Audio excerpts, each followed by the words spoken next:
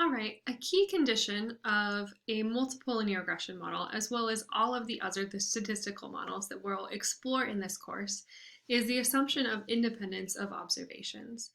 And you might be wondering, well, how do you assess the independence of observations, given that I've told you previously that there are no graphical ways that we can explore this condition, as well as summaries that we can make.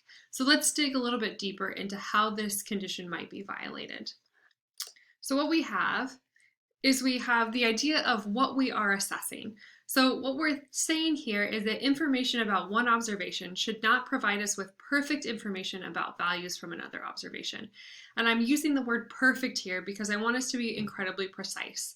It's not that we're stating that one observation shouldn't be related to another observation, especially if our relationships between the variables that we're exploring are strong, then it does make sense that one observation would have a similar relationship as another observation, but we should not be able to perfectly predict exactly what the value of another observation would be, knowing the values of one observation.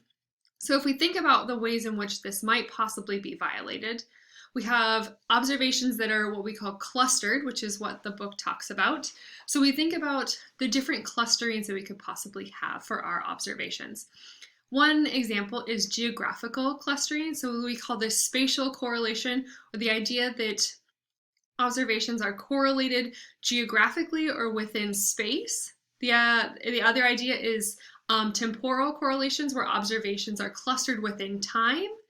The other idea that I think about is biological correlation. So these are observations are correlated possibly genetically or chromosomally, like things where we are looking at biological characteristics where they would possibly be correlated with each other. Another violation is when you have multiple observations are recorded for each unit of study. So I'm looking at, say, the professors at Cal Poly, and I record the course evaluation scores for each of those professors across the different years. Then I have multiple observations for each professor that I'm interested in studying. And this is what we classify as repeated measures. So let's break each of these pieces down. So spatial correlation is the idea that points that are related within space should be correlated together.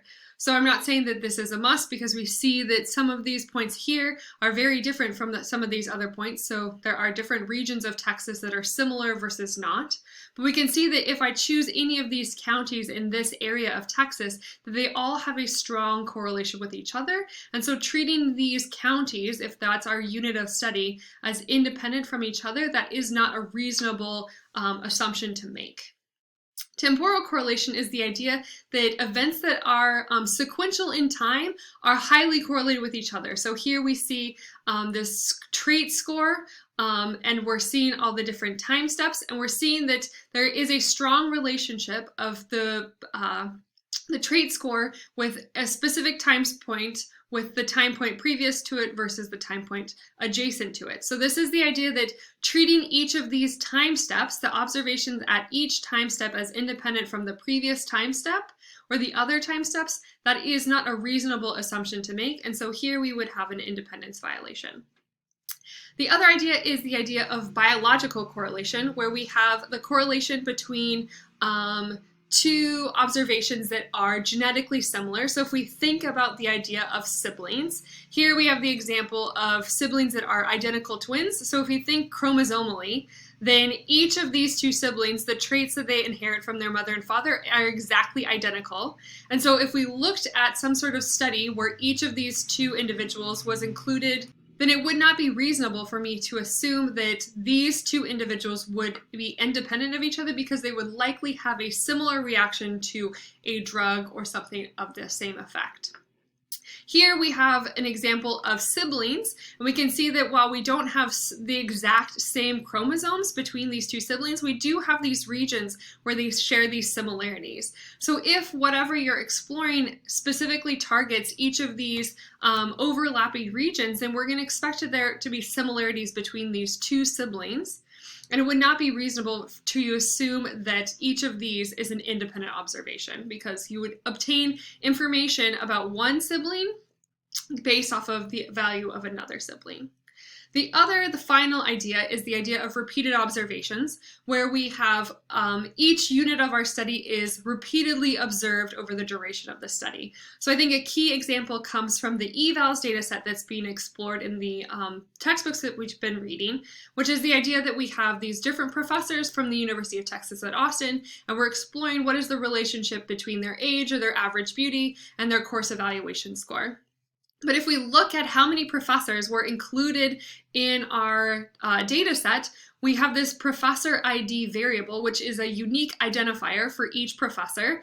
We can see that if we count how many times each of these professors were observed in our data set, we have 13 observations for professor ID 34, as well as 49, and we have a lot more than one for each of these professors. And so we could say that we have repeated observations for each of these professors.